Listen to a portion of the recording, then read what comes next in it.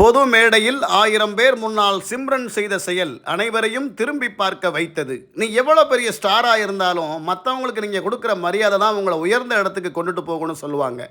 அதே போல் சமீபத்தில் அந்தகன் படத்தோட இசை மற்றும் ட்ரெய்லர் வெளியீட்டு விழா ஒரு ஸ்டார் ஹோட்டலில் நடந்துச்சு.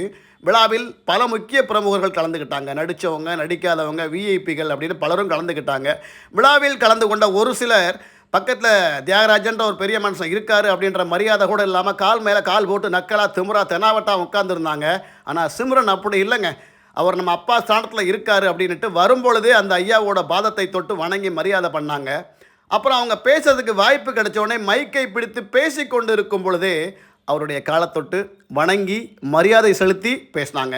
இதுதாங்க பெற்றவங்க பிள்ளைங்களுக்கு சொல்லி கொடுக்குற தரமான வளர்ப்பு அப்படின்னு சொல்கிறது. பொது மேடைகளில் அடக்க ஒடுக்கமாக நடந்துக்கிட்டாலே நம்மளுடைய மரியாதை உயருன்றது பல பேருக்கு தெரிய மாட்டேக்கு. இதை பார்த்து தெரிஞ்சுக்கோங்க.